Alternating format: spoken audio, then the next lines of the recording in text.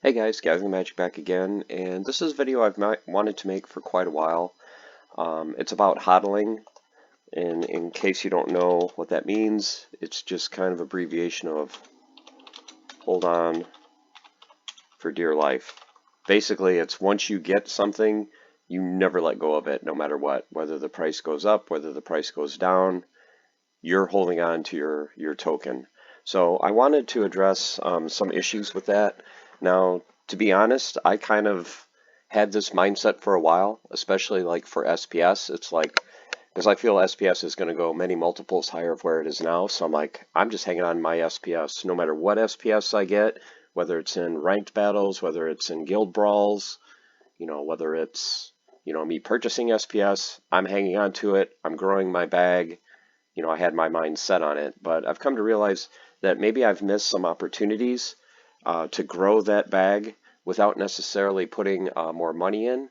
So I wanted to show you just kind of some of my thoughts and ideas about why you should never hodl. The number one reason is you're never going to grow your bag unless you put more money in. I mean, it's pretty obvious. If all you do is just say, hey, I've got X amount of SPS and I'm hodling it and I'm waiting for the price to go to $1 and then I'm going to sell, that's it. Well, let's just say today you have, let's say, however many SPS tokens, and tomorrow the market dumps 10%. Okay, you still have your same amount of SPS tokens at a lower price because the market went down 10%, but you didn't lose any tokens. The next day the market rebounds and it jumps 20%. Okay, you still have the original amount of tokens you have. You didn't take advantage of the dumps or the jump in price. And let's just say over the next 6 months, SPS doubles. It goes up 100%. You still have the amount of tokens that you started with where, you probably missed some opportunities. So that gets into, my point number two is you're missing opportunity when prices are going up and down, because in crypto, as you guys know, the prices are constantly changing on basically a minute by minute basis. And over the course of 24 hours, there can be huge swings day to day, or it can be kind of steady where things are just kind of flatlined, for weeks on end. But one of the things that I wanted to talk about is don't really focus on the token's price. The thing that you need to kind of look at, and I've started to looking at this as well, is what is the token spread or the token ratio. And what I mean by that, and a great site to go to, is Splinter Cards. I love Splinter Cards because I love looking at, getting an update on where DEC is at, SPS, vouchers, Hive, all that. One thing I really started to pay attention to is look underneath the price right here, where it gives you the ratios of, say, SPS for DEC. So that's basically saying, okay, if I had a single SPS that's worth 2.25 cents, I could trade that and I could get 23.7 DEC. Or if I had one SPS, I could get 0.076 Hive. Now, the ones that I really looked at recently in the last few weeks was the ratio between SPS and vouchers. I don't know if you guys remember, about 2 or 3 weeks ago, they were basically on par with one another. SPS was sitting at between 3.5 and 3.8 cents, and so was vouchers. So this voucher SPS ratio was 1. Look where it is now, 1.74. That is a huge opportunity that people could have gotten if they had swapped some SPS for vouchers if they didn't have vouchers. Because what you could do now, and actually what I did, let me go back to this, my example, is I looked when they were both on par. Now my feeling long term is SPS are going to go way, way, way above vouchers. But short term, I knew battle wagons or mage wagons were coming up. I knew there would probably be a pump in vouchers. I had no idea how much. I was thinking vouchers could go 6, 7, 8 cents. And I didn't expect SPS to fall. So I did not know where these prices would go specifically, but I kind of had an idea, at least short term, that this spread of them being on par was going to increase, that the ratio was going to go up, that vouchers were going to go up, and SPS, if it did continue to kind of slowly go up, it wouldn't go up as much, or it would stay the same. Now, I did not expect it to fall to 2.24 cents, and vouchers have pretty much stayed the same. But that actually worked to my advantage, because what I did, I think 3 days ago, well, when this had happened, when they were on par, I swapped 1,000 of my SPS into vouchers because I didn't have a whole lot of vouchers. I only had a few thousand. Honestly, if all of my SPS was unstaked, I would have swapped all 36, 37,000 SPS into vouchers. I was that confident that voucher prices were going to go up compared to SPS, that that ratio was going to increase. How much, I didn't know, but just my gut feeling was, okay, I need to take advantage of this opportunity. So I only had about 1,000 SPS unstaked. I swapped it into vouchers. Now, what I did a couple days ago when the spread the ratio got to 1.58. I said, you know what? That's awesome. I'm going to swap back. Now, maybe it's going to go higher, but I was happy with that amount. So I swapped 1,000 SPS into vouchers, and then a few days later, I swapped that 1,000 vouchers back, and I ended up getting 1,580 SPS. So simply by swapping back and forth, I didn't put any extra money into the game at all. I just traded between tokens. I watched that ratio, and I was able to gain basically 580 SPS for nothing. Now you can do that with any token.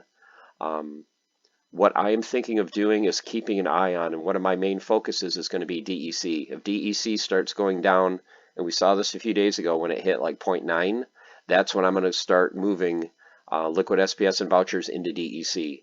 And then if these prices can at least hold stable when this rebounds, and it doesn't have to rebound all the way to peg, but if it goes from 0.9 back to 0.95, look at the ratios and see if it makes sense for me to swap back. Now, it's going to take a lot of time and number crunching as far as figuring out, okay, what is a normal ratio? Because these ratios are going to change. So it's going to take data over the next few months. I'm going to try to track this. It just comes down to how much time I have. But I want to get a sense of what the norm is, at least short term, for some of these ratios. Like, what is a normal voucher to DEC ratio? Is it 41? Is it 50? Is it 30? And once I see those ratios start to go higher or lower than the norm, then I'm going to make moves accordingly. And it's not going to require me putting any extra funds into the game. It's going to require just kind of discipline on my part on, day to day, just kind of looking at the vouchers, just getting a feel for the community, getting a feel for the game on, how is the game progressing? Does SPS look like it's in for a pump? Does it look like it's going to continue to drift lower? Does it look like the team's getting ready to buy or burn some more DEC? That kind of thing. I'm not a super expert on Hive, so I'm not sure very much about the Hive token as far as, is 29 cents a normal price, is as low as this high. But what I can do is I can look at the ratios and just kind of track these ratios over time and then just kind of play the spread. So like I said, I'm by no means an expert at this, but this is something I wanted to bring to your guys' attention that, don't just HODL, look at playing these ratios. And then the final point for not HODLing is just diversification. So, HODLing keeps you getting involved with other tokens. So like I said, for me, if you're an SPS hodler, maybe if you swap for vouchers or Hive or DEC, that's gonna get you some exposure to other cryptos, and then maybe long term it's like, hey, you know what? I was a SPS hodler. I'm also getting into vouchers. I think I can use these, and I think these have potential for me to swap, and I kind of want to grow my bag with this as well. So, just to give you guys an update too, for another reason not to hodl. Some of you have asked about my power of 10% strategy, how that's going. So just to recap, I started tracking this at 22,000 SPS. I think it was last September when SPS was right at 2 cents, so just a little bit less than it is now. So the total value of the account was 440. And as of now, SPS, when it went down to, and it's almost to my next target buy price, when it hits 2.2 cents, it's time for me to buy another 10%, so another 3,100. But as of now, that bag has gone from 22,000 to 31,400. I had to put in an extra $78. So right now, the overall value of the account minus the expenses is $687.96 when started at 440. So that's how the strategy is going. Like I said, not sure how this is going to go long term, but so far it's going well.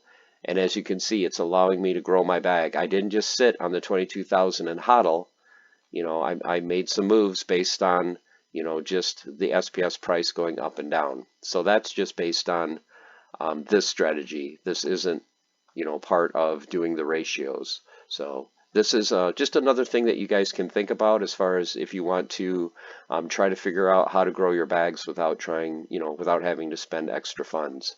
It's something to look at. And like I said, I'm no means an expert on this, but if you guys have, a gut feeling on it and say, hey, I think this is going to go up, I think the spread is going to increase, maybe it's a good time for me to move one asset to another, at least short term. So hope you guys found this information useful.